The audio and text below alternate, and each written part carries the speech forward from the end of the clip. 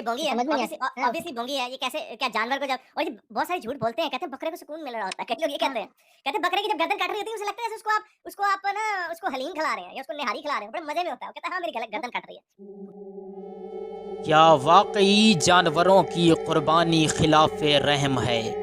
ईद उल अज़हा की आमद है, जिसके आते ही लाखों करोड़ों मुसलमान अल्लाह के हुक्म से जानवरों को अल्लाह के रास्ते में कुर्बान करते हैं, जिस पर कुछ कम अकल लोग एतराज़ात की बौछार करते हैं, तरह तरह के इल्ज़ामात के मुंह दिखाते हैं और मुसलमानों को बदनाम करने की एक अलग स्कीम बनाते हैं। उन्हें ज़ालिम व जाबिर करार देते हैं और कहते हैं कि ये मुल्ला मुस्लिम इतने ज़ालिम होते हैं कि एक बेज़बान जानवर को लिटाकर उसकी गर्दन पर छुरी चलाकर उसकी ज़िंदगी बर्बाद कर देते हैं। बाज़ कज फहमी के मुतवाले तो ये भी कहते हैं कि ये मुल्ला मुस्लिम बड़े ही ज़ालिम होते हैं, रहम व करम के दुश्मन होते हैं। रहम का उनसर दूर दूर तक इनके अंदर नहीं पाया जाता। वो इसलिए कि ईद उल अज़हा के आते ही लाखों करोड़ों मुसलमान रहम की चादर उतार कर न जाने कितने बेज़बान जानवरों की हत्या कर बैठते हैं। क़ारीन आएँ ज़रा गौर करें और देखें कि क्या वाकई जानवरों की कुर्बानी खिलाफ़ रहम है? क्या वाकई जानवरों की कुर्बानी ज़ालिम शख्स के मुतरादिफ है? क्या वाकई जानवरों की कुर्बानी रहम की चादर को तार तार करती है?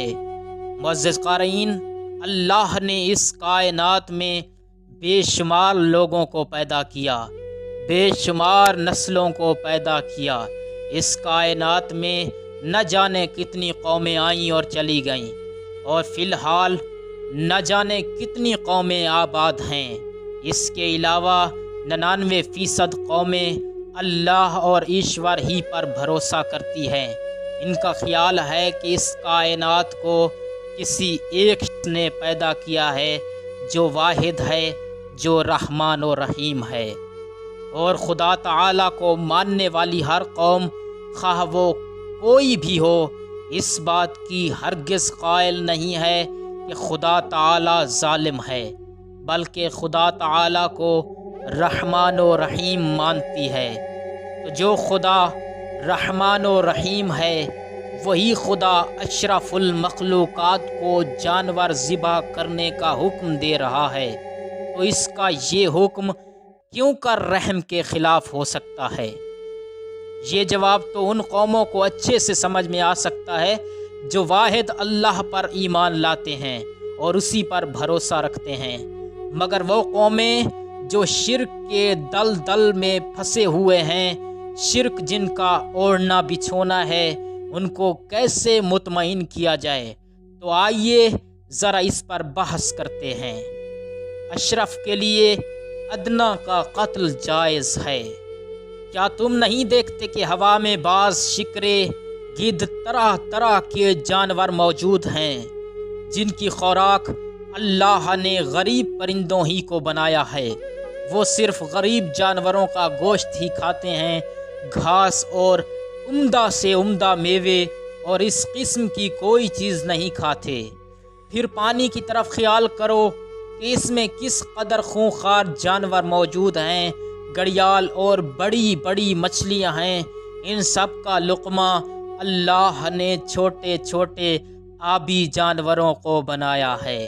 ये बड़ी मछलियां छोटी मछलियों को ही खाती हैं, बल्कि बाज़ मछलियां कुतुब शुमाली से कुतुब जनूबी तक का शिकार करती हैं। फिर एक और कुदरती नज़ारा सतह ज़मीन पर देखो कि चींटी खाने वाला जानवर कैसे ज़बान निकाले पड़ा रहता है। जब बहुत सी चींटियाँ इसकी ज़बान की शरीनी की वजह से इसकी ज़बान पर चढ़ जाती हैं तो झट ज़बान खींचकर सबको निगल जाता है। मकड़ी मक्खियों का शिकार करती हैं, बंदरों को चीता मार कर खाता है। भेड़िए तेंदुए की ग़िज़ा जो मुकर्रर है वो सबको मालूम है। بلی کس طرح چوہوں کو پکڑ کر ہلاک کرتی ہے سب کو معلوم ہے۔ جنگل میں شیر جو باقی جانوروں سے اعلیٰ اور اشرف ہے، اس کی خوراک اللہ نے ادنا جانوروں کو ہی بنایا ہے۔ جنگل کا شیر اپنے سے ادنا اور اخس جانوروں کا ہی شکار کرتا ہے۔ اب بتلاؤ کہ اس نظارہ عالم کو دیکھ کر کوئی کہہ سکتا ہے کہ یہ قانون ذبح جو عام طور پر جاری ہے یہ کسی ظلم کی بنا پر ہے؟ ہرگز نہیں۔ پھر انسان پر جو کہ اشرف و اعلیٰ ہے، حیوان جو کہ ادنا ہے، اس کے ذبح کرنے کے ظلم کا الزام کیا مطلب رکھتا ہے؟